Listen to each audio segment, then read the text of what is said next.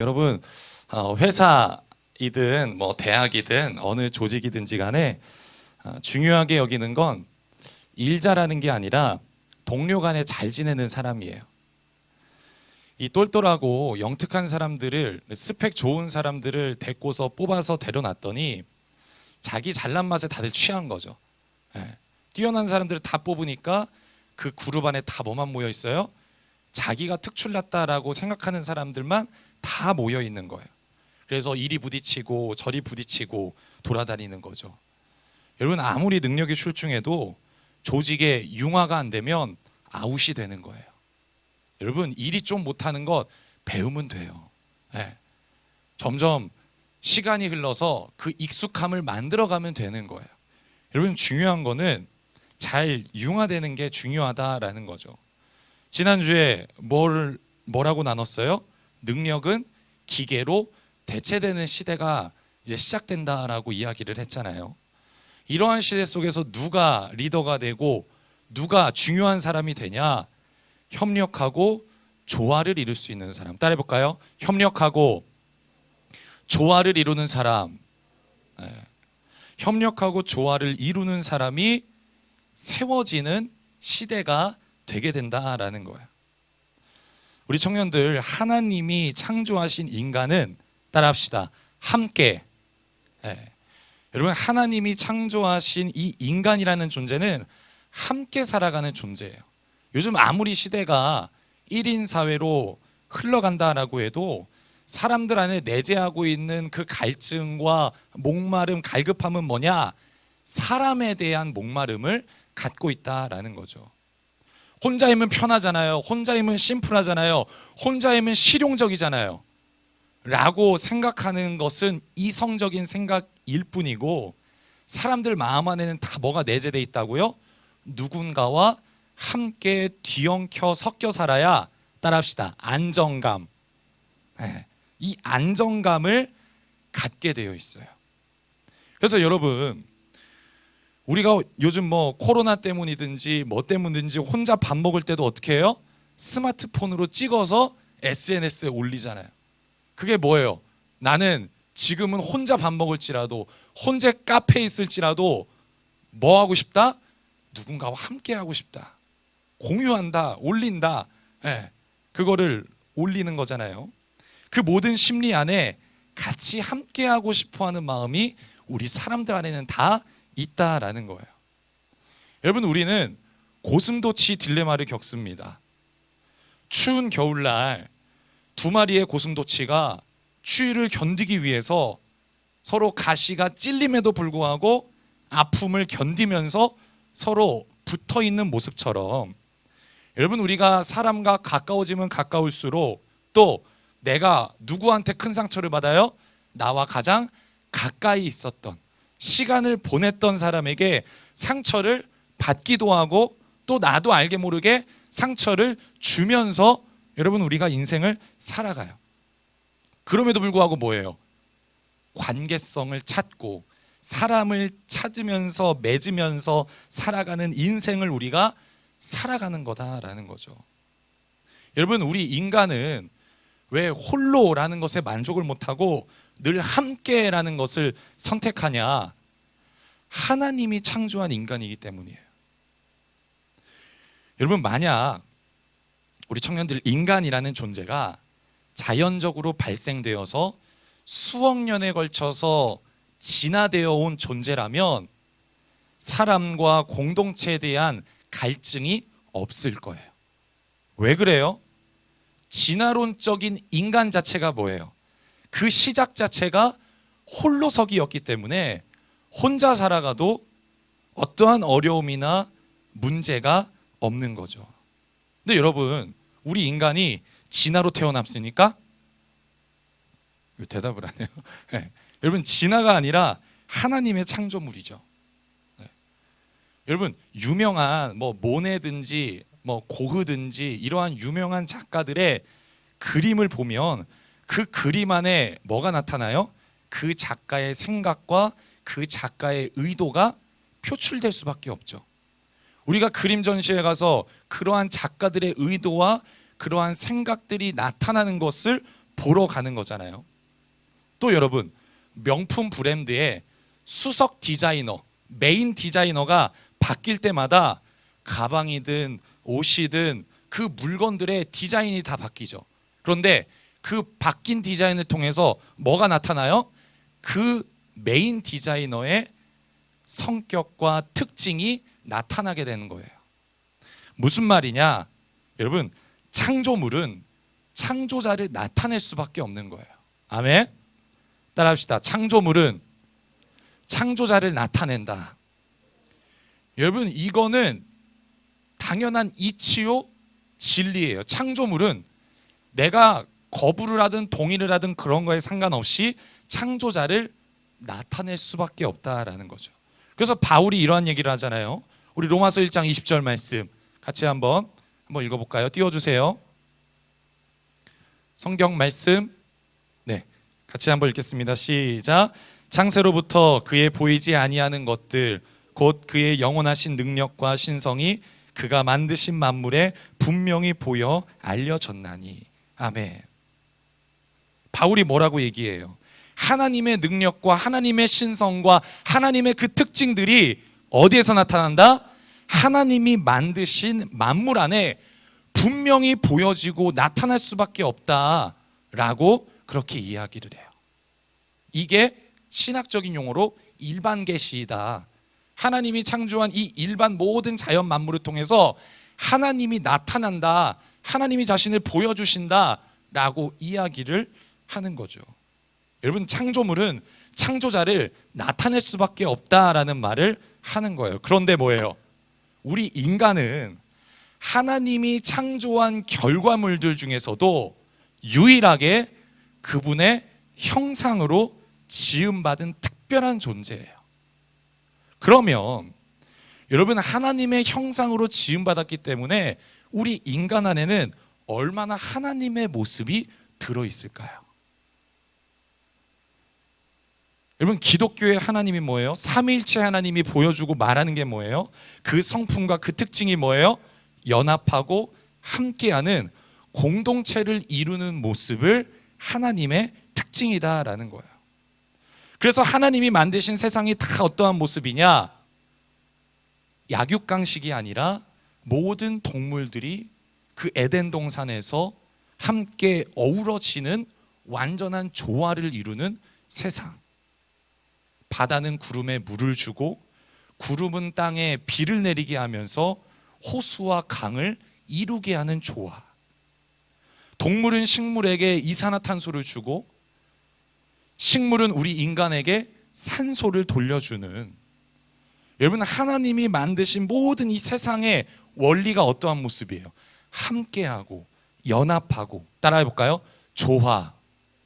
다시 한번 더, 조화. 하나님의 모든 원리는 뭐냐? 조화를 이루는 모습을 보인다라는 거예요. 그리고 우리 인간은 그 하나님의 형상이에요. 창조물은 창조자를 나타낼 수밖에 없다.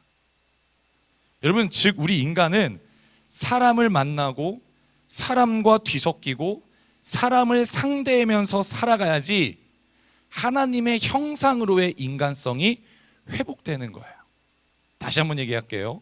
여러분, 혼자 잘 살고 혼자 능력 갖추면서 출중하게 살아가는 게 하나님의 형상이 회복되는 게 아니라 사람과 섞이고 사람과 어울리고 사람을 상대하면서 그렇게 살아가야 하나님의 형상으로의 인간성이 점점 회복되어진다라는 거예요.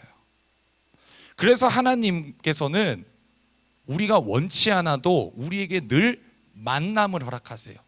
뭘 허락하신다고요? 만남을 허락하세요. 여러분, 태어날 때부터 우리 모두는 다 부모님을 만나잖아요. 형제와 친구와 동료와 또 때가 되면 연인을 만나고 배우자를 만나고 또 그 배우자의 관계 속에서 자녀를 만나게 되고, 무슨 삶이에요? 계속해서 만남을 통해서 사람과 더 깊이 얽히는 삶을 살게 하세요. 여러분, 인생을 살면서 우리 청년들, 물론 지금까지 살아온 우리 청년들 너무 수고하고 잘했지만 여러분 앞으로의 인생을 더 살아가면 살아갈수록 따라해 봅시다. 심플한 관계는 없다. 다시 한번 심플한 관계는 없다. 한 가지 분명한 사실은 뭐냐? 우리는 사람과 더 깊이 얽히게 될 거예요. 아멘? 아멘 아니요. 네. 여러분들은 사람과 더 얽히고 설키게 될 겁니다. 아멘? 여러분 그러한 관계성 속에서 우리가 하나님을 닮아가는 거예요. 그러한 관계의 진통을 겪어봐야 우리가 그 형상으로의 인간성이 회복되어 간다라는 거죠. 이게 하나님의 의도예요. 이게 하나님의 모습이에요. 이게 하나님이 나타내고자 하는 거예요. 반면에 죄는 뭡니까? 개인적인 거예요. 나만 보는 거예요. 독단적인 거예요. 독고다이예요. 이게 죄인된 인간의 특징이죠. 죄는 늘 단절시키잖아요. 왜곡하고 거짓을 통해서 뭘 만들어내요? 갈등을 만들고 마찰을 만들고 분열을 가져오게 해요. 그렇게 해서 죄의 결론이 뭐예요? 함께하지 못하게 하는 거예요.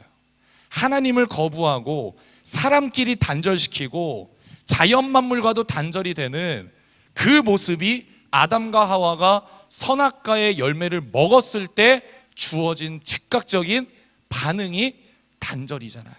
함께하지 못하게 하는 거예요. 조화가 아니라 부조화를 만들어 버리는 거예요. 어울리지 못하게 독단적이게 만든다라는 거죠. 왜 그렇게 합니까? 한 가지 목적. 하나님의 형상을 회복하지 못하게. 우리가 방금 얘기한 그 함께하고 연합하고 사람과 얽히고 설키는 그 인생을 통해서 우리가 하나님을 닮아가고 하나님을 깨달아가고 하나님의 형상으로 빚어가는 건데, 독단적으로 홀로 있게 하면서 그것이 너무나 심플하고 나이스하고 괜찮은 삶이다 라고 유혹을 하면서 하나님의 형상으로의 모습을 갖지 못하게 하는 거죠. 하나님을 믿는다고 하는데 개인주의적인 신앙, 하나님을 믿는다고 하는데 세상으로부터 질타받을 만큼의 이기적인 신앙. 여러분, 이게 다 그릇된 모습 속에 발생하는 것들이다라는 거죠. 우리 청년들 독단적인 사람이 되지 마세요. 아멘? 아멘? 여러분, 독단적인 사람은 아무리 능력이 출중하다라고 해도 내 입장, 내 견해, 내 판단, 내 생각이라는 벽을 쌓고 그 울타리에 갇히기 때문에 시야와 안목이 좁아지게 돼요. 좁아질 수밖에 없어요. 그래서 점점 어떻게 되는 거예요? 편협적이고 외골수적인 사람이 되게 되는 거죠. 여러분, 우리가 사람을 상대해서 같이 이야기를 나눠보면은 말이 안 통하는 사람을 만날 때가 있어요. 대화를 하면 상대방이 무슨 말을 하는지 맥락을 잡지 못하고 자기 말만 해요. 또 늘 주관적인 사고로 판단하게 되고 생각이라는 방향을 다각도로 갖지 못하고 한쪽으로 치우치는 것들을 보게 되죠. 세상에서는 흔히 뭐라고 얘기해요? 사회성이 떨어져, 사회성이 부족해 라고 이야기를 하죠. 여러분, 왜 사회성이 떨어질까요? 왜 편협적이고 왜 외골수적인 사람이 될까요? 고집 있는 사람이 좋은 건가요? 아니에요, 여러분. 그 모든 게 다 근본 안에 뭐가 있기 때문이냐? 나만 생각하는 개인주의에 취해 있기 때문이에요. 그런 대표적인 사람이 사울입니다. 여러분, 사울은 한 나라의 왕이에요. 이스라엘이라는 한 나라의 초대 왕으로 사울이 세워지게 돼요. 왕의 자리는 뭡니까? 다양한 이들을 품어야 하는 위치가 왕의 자리예요. 잘난 자든 못난 자든 능력이 탁월한 자든 능력이 뒤떨어지는 자든 모두와 함께 조화를 이루어야 하는 위치가 왕이라는 자리죠. 그런데 그런 사울이 큰 골칫거리였던 골리앗을 무너뜨린 다윗을 향해서 어떻게 해야 할까요? 올바른 모습이라면 그 다윗과 함께하면서 이스라엘 나라를 더 강하게 해야 하는데 다윗과 대치를 이루게 되죠. 다윗을 품는 게 아니라 다윗을 적으로 여깁니다. 백성의 일원밖에 안 되는 그 다윗을 왼수로 만들어 버리는 거예요. 다윗이 잘한 일에 칭찬하고 격려하고 세워주는 게 아니라 의심하고 질투하는 것에 빠지게 되는 거죠. 왕으로서 조화를 이루어야 하는데 부조화에 빠지는 거예요. 왜 그래요? 성경이 한마디로 이렇게 진단을 하죠. 사무엘상 말씀을 보면 계속해서 얘기하는 게 이거예요. 자기를 위하여. 사울은 자기를 위하여 기념비를 세우고 사울은 자기를 위하여 행하였다. 사울의 생각과 사고는 뭐예요? 늘 나이다 라는 거예요. 이렇게 나만 위하는 사람은 자기 중심, 자기 욕망을 채우는 것에만 혈안이 되게 된다라는 거죠. 반면에 다윗은 어때요? 오늘 본문 말씀을 보면 사울 집안이 몰락하게 돼요. 전쟁에 나가서 사울도 죽고 사울의 아들들이 다 죽게 되고 이제 다윗이 이스라엘의 왕으로 등극을 하게 됩니다. 그런데 사울의 그 남자들이 다 전쟁터에 나가서 죽게 되는데 사울 집안의 마지막 남은 혈육이었던 손자였던 무비보셋이라는 자가 유일하게 살아남게 돼요. 다리를 저는 자였기 때문에 전쟁터에 나가지 않았는데 그래서 유일하게 그 무비보셋만 사울의 혈통으로 남게 되죠. 다윗 주변에 있는 신하들이 얘기합니다. 왕이시여, 그 무비보셋 남은 한 명 죽여야 합니다. 그를 남겨두면 나중에 후환이 생길 수 있습니다. 처단해야 합니다. 시작을 아주 깔끔하게 시작해야 됩니다. 그렇게 요청을 해요. 그런데 다윗이 오늘 이러한 얘기를 해요. 우리 9장 7절 말씀, 9장 7절 우리 같이 한번 읽어볼게요. 시작. 다윗이 그에게 이르되 무서워하지 말라. 내가 반드시 내 아버지 요나단으로 말미암아 내게 은총을 베풀리라. 내가 내 할아버지 사울의 모든 밭을 다 내게 도로 주겠고 또 너는 항상 내 상에서 떡을 먹일지니라. 아멘. 여러분, 다윗이 왜 그 무비보셋을 자신의 식탁에 초대할까요? 너는 항상 이 왕의 식탁에 와서 나와 함께 떡을 나누자, 밥을 먹자라는 그런 얘기예요. 왜 다윗이 자신의 식탁에 초대할까요? 직접 대면하면서 평생을 견제하고 다른 팔을 만들지 못하게 막고 괴롭히기 위함일까요? 아니에요. 지금 상황이 어때요? 모두가 다 혈안이 되어서 무비보셋을 해하자고 하는 그런 상황이에요. 이러한 상황에서 언제 어떻게 무비보셋이 보복을 당하고 처단당할지 모르니까 그를 지키기 위해서 너는 평생에 죽을 때까지 내 면전에서 나와 함께 우리가 같이 식탁을 나누자라고 초대를 하는 거죠. 여러분, 다윗의 모습은 뭐예요? 원수까지도 조화를 이룰 수 있는 사람이 다윗이에요. 마땅히 보복하고 마땅히 선을 긋고 마땅히 거부해도 어느 누구도 뭐라고 하지 않는 상황이었어요. 그럼에도 불구하고 다윗은 뭐예요? 사울의 모든 재산 다 네 거이기 때문에 네가 가져가고 내가 너를 평생토록 지켜주겠다. 여러분, 다윗은 조화를 이룰 수 있는 마음을 갖고 있었다라는 거예요. 또 여러분, 다윗이 아들 압살롬이 반역을 일으키잖아요. 그래서 막 피해서 도망 다닐 때 이 사울 왕의 친척이었던 시므이라는 자가 다윗을 향해서 엄청나게 저주를 합니다.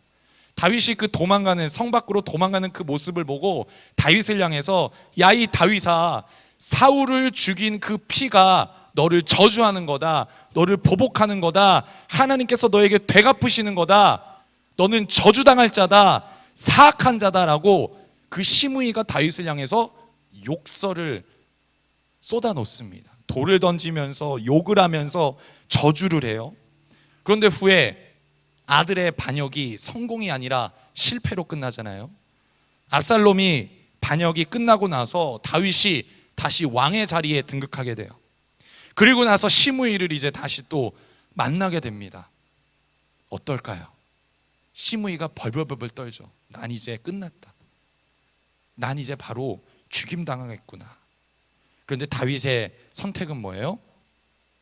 피의 복수가 아니라 내가 너를 용서한다. 네가 그렇게 했던 것, 하나님께서 그때 나를 더 겸손케 하기 위한 하나님의 음성일 수 있었다.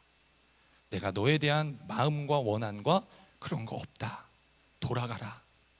여러분, 이러한 자가 다윗이에요. 우리 청년들, 다윗은 늘 무엇을 선택했냐? 지금 당장 내 기분과 내 만족과 순간적인 내 생각을 선택하는 게 아니라 다윗은 공동체를 생각하는 자였어요. 내가 한 나라의 왕이기 때문에 내가 내 감정과 내 만족을 위해서 행동하는 것보다는 내가 한 나라의 왕이기 때문에 나는 나의 백성과 나의 신하와 나의 나라와 이 공동체를 생각한다.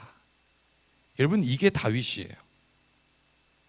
여러분, 주변과 공동체를 생각하는 자들은 자연스럽게 균형 감각을 가질 수밖에 없어요.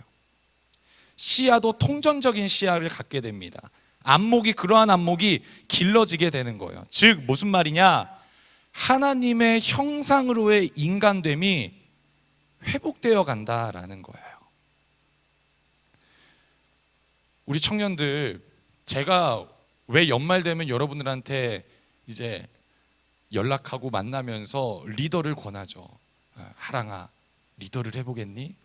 권하고, 달애야, 순장을 한번 섬겨보겠니? 권하고. 왜 리더들을 세울까요? 우리 지난주에 보면 리더들이 같이 인사하고 또 한 해를 열심히 섬기겠다 결단도 하고 그러한 시간들을 가졌잖아요. 여러분, 왜 리더를 세울까요? 부려먹으려고? 저 좀 더 일 편하게 하려고 리더들을 세우는 걸까요? 그런 거 아니에요. 뭘 또 끄덕여. 그런 거 아니에요. 여러분, 리더를 하면, 우리 지금 맡고 있는 리더들 한번 생각해 봐요. 또 작년에 리더를 했었던 청년들을 한번 되짚어 봐요. 리더를 하면 보이는 게 달라질 수밖에 없어요. 생각하는 게 달라질 수밖에 없어요. 작년과 연임해서 리더하는 우리 송혜, 그렇지 않나요? 생각하고 보이는 게 달라질 수밖에 없어요. 우리 청년들, 우리는 어떠한 사람이 되어야 되냐? 공동체와 주변을 생각하며 조화를 이루는 그리스도인이 되어야 되는 거예요. 우리 옆 사람 보면서 같이 얘기합시다. 조화를 이루자. 다시 한번 더, 조화를 이루자. 여러분, 우리는 조화를 이룰 수 있는 사람이 되어야 되는 거예요. 여러분, 예수님이 그 모습을 보여줬잖아요. 예수님의 십자가가 뭐예요? 단지 그냥 나를 위한 구원, 나를 위한 어떠한 십자가, 나한테 집중하는 게 아니라, 여러분, 예수님의 십자가는 더 넓은 의미에서 보면은 가장 아름다운 조화를 보여주신 거예요. 우리 마지막 말씀 같이 한번 읽어볼까요? 에베소서 2장 13절에서 16절 말씀 같이 한번, 우리 좀 긴 말씀이지만 우리 중요한 말씀이니까 같이 한번 큰 소리로 읽겠습니다. 시작. 이제는 전에 멀리 있던 너희가 그리스도 예수 안에서 그리스도의 피로 가까워졌느니라. 그는 우리의 화평이신지라. 둘로 하나를 만드사 원수된 것 곧 중간에 막힌 담을 자기 육체로 하시고 법조문으로 된 계명의 율법을 폐하셨으니 이는 이 둘로 자기 안에서 한 세 사람을 지어 화평하게 하시고 또 십자가로 이 둘을 한 몸으로 하나님과 화목하게 하려 하심이라. 원수된 것을 십자가로 소멸하시고. 아멘. 여러분, 예수님의 십자가는 뭡니까? 14절에서 말하고 있는 것처럼 그는 우리의 화평이시다. 그는 우리와 화해를 이루신 분이다. 둘이 된 것을 하나로 만드시고 원수된 것을 화해케 하시고 우리 안에 한 새 사람을 지으셨다. 십자가에서 하나님과 화목하게 하셨다. 십자가로 모든 원수된 것을 다 따라합시다. 소멸하셨다. 예. 여러분, 죄는 뭐라고 했어요? 조화가 아니라 부조화를 만든다고 했죠. 창조물이 창조자를 대적하게 하고 사람 간에 편을 만들고 끼리를 만들어서 어울리지 못하게 하고 자연세계도 해를 입히고 해를 당하는 부조화의 연속 속에 살아가고 있었어요. 하나님께서 주신 율법마저 우리 인간이 어떻게 이용해요? 사랑과 연합과 조화가 아니라 율법을 가지고 유대인이냐 유대인이 아니냐, 율법 지키는 거냐 율법 안 지키는 거냐, 우월주의 속에서 특권의식을 만들어서 부조화를 만들어버리는 게 우리 인간의 모습이었어요. 이러한 상황에서 예수님께서 무엇을 이루셨어요? 십자가에서 한 새 사람을 이루신 거예요. 원수되고 둘이 된 것을, 분열과 나님과 갈등의 연속인 인생을 화해시키신 거예요. 여러분, 죄인된 인간이 이제 십자가 때문에 어떻게 돼요? 죄인된 인간이 하나님을 찾기 시작합니다. 하나님을 대적했던 인간이 하나님을 찾기 시작해요. 또 사람과 사람이 용서할 수 없는 자일지라도 용서하고 사랑하는 모습이 나타나고, 무분별하게 기술을 개발하는 게 아니라 이제는 환경을 생각하고 자연을 배려하는 그 모든 것들을 이룰 수 있는 게 뭐냐? 따라합시다. 십자가. 우리 청년들, 십자가는 최고의 조화예요. 얼마나 십자가가 조화를 이루면 심지어 십자가는 죽음마저도 조화를 이룹니다. 여러분, 예수님을 믿지 않는 자들에게 죽음은 뭐예요? 단절이에요. 분리예요. 떠남이에요. 그런데 여러분, 예수를 믿는 자들에게 죽음이 뭡니까? 연결이에요. 새로운 초대예요. 하나님과의 더 깊은 연합이 바로 믿는 자들이 갖고 있는 죽음이라는 개념이에요. 뭐예요? 조화를 이룬 거예요. 예수님께서는 십자가에서 죽음마저도 분리와 단절이 아니라 조화를 이루는 능력의 십자가이다라는 거죠. 우리 청년들, 십자가는 능력입니다. 아멘. 십자가는 나를 구원시키고 나 잘 살게 하고 나 복받게 하는 그 정도의 저급한 수준이 아니라 십자가의 진짜 능력은 뭐냐? 조화를 이루는 능력이다라는 거예요. 아멘. 내가 너무 싫어했던 자가 이해가 되고 생각되어지고 그를 위해 기도하게 되는 이 엄청난 능력이 십자가 때문에 가능해졌다라는 거죠. 여러분, 조화라는 말은 다양성을 포함하는 단어예요. 뭐를 포함한다고요? 다양성을 포함해요.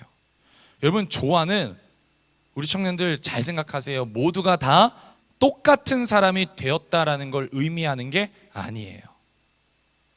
여러분, 헬라인이 유대화되는 게 조화가 아니에요. 원암 청년부가 담당 목사화 되는 게 조화가 아니다라는 거예요. 각 사람의 모습은 그대로 있습니다. 하지만 그 다양성 안에 통일성을 이루기 때문에 따라합시다. 조화라고 우리가 이야기를 하는 거죠. 여러분, 조화가 획일화가 되는 순간 여기 있는 많은 자들을 그냥 다 고요종처럼 신앙생활해라, 담당 교역자처럼 생각하고 판단하고 믿음 생활하는 거다라고 고요종화 순간 어떻게 되냐? 율법주의와 전통주의에 빠지게 되는 거죠. 유대인들이 뭐라고 얘기해요? 율법을 행해야 된다, 할례를 행해야 된다, 그래야지 우리처럼 되는 거야. 그렇게 해서 그렇게 다 율법을 행하는 자들을 보고, 야, 저기는 정말 너무나 조화를 이루는 공동체다라고 이야기합니까? 아니죠. 조화라는 말 자체에는 다양성을 포함하고 있다라는 거예요. 여러분, 예수 믿는 자들은 조화로운 사람이 되어야 됩니다. 아멘. 나랑 맞는 사람, 나랑 비슷한 사람, 이것을 넘어서 더 다양한 자들을 품을 수 있어야 되는 거예요. 그리고 여러분, 예수님을 믿는다면, 그 십자가 사건을 겪었다면, 여러분, 그 다양한 자들을 품는 건 어려운 고비를 넘기는 게 아니라, 따라 봅시다, 당연한 거다. 다시 한번 더, 당연한 거다. 우리 원암 청년부가 이 나이대의 스펙트럼이 굉장히 넓어요. 20대도 있고 30대도 있고 굉장히 스펙트럼이 넓어요. 하지만 우리가 같이 이곳에 모여서 함께 순을 이루고 같이 우리가 공동체 생활을 하고 할 수 있는 것은 우리 공동체가 더 다양한 자들을 품을 수 있는 그러한 십자가의 능력을 갖고 있는 교회가 되어야 된다라는 거예요. 여러분, 영국이 우월주의에 빠져가지고 못난 자들, 부족한 자들, 소외된 자들, 그런 사람들을 다 배에 태워가지고 어디로 보내요? 식민지 북아메리카로 보내잖아요. 너희들은 다 사회에 뭐 도움이 안 되는 것들이니까 다 배에 태워가지고 식민지로 보내버립니다. 하지만 오늘날 결과가 어떻게 돼요? 그 다양한 사람들이 모여서 조화를 이루니까 영국으로부터 독립을 해요. 독립할 뿐만 아니라 전 세계에서 가장 강한 미국이라는 강대국을 이루게 되는 거죠. 여러분, 조화를 이루면 1+1이 2가 아니라 1+1이 100이 되는 거예요. 아멘? 아멘? 여러분, 우리가 오늘 MBTI를 할 거예요. 근데 나와는 너무나 다른 사람들, 다양한 사람들이 이곳에 있죠. 한 명 한 명 다 다를 수 있어요. 하지만 이러한 다양성 속에서 우리가 통일을 이룰 수 있는 건 우리가 누구 안에 모였기 때문에? 예수님 안에 모였기 때문에. 내가 내 승질을 나타내는 게 아니라 십자가 앞에서 내 모습이 죽고 예수의 모습을 나타내기로 결단한 자들이 이 자리 가운데 모여있기 때문에 우리가 함께 하나 되고 연합하는 조화를 이룰 수 있는 거예요. 아멘. 우리 반주 나와주시고요. 우리 옆 사람이랑 같이 인사합시다. 조화를 이루자. 다시 한번 더, 조화를 이루자. 우리 원암 청년부 조화를 이루는 사람, 조화로운 공동체가 됩시다. 여러분, 예수님이 십자가에서 이루신 그 조화를 우리가 먼저 누리고 또 그 조화를 실천하면서 살아갈 수 있는 삶이 되었으면 좋겠어요. 우리 인간은 뭐라고 했어요? 하나님의 형상. 그렇기 때문에 필수적으로 함께 살아가야 되는 존재이다라는 거예요. 사람과 뒤섞이며 이곳 저곳에서 조화를 이루면서 살아가세요. 그게 여러분들이 지는 게 아니에요. 여러분들이 루저가 되는 길이 아니에요. 이쪽에 분란이 일어나면 그곳에 가서 그 분란을 해결하고 조화를 이루고, 이쪽이 너무나 서먹서먹하고 낯설면 그곳에 가서 분위기를 밝게 조화를 만들어줄 수 있는 그 사람, 여러분, 그게 이 시대의 능력인 거예요. 나만 생각하고 나만 위하는 사울의 마음을 버리고 용서와 사랑으로 조화를 이룰 수 있는 십자가의 삶, 더 많은 자들을 이해하고 품을 수 있는 그러한 삶을 살아갈 수 있는 우리 청년들이 되기를 바랍니다. 아멘.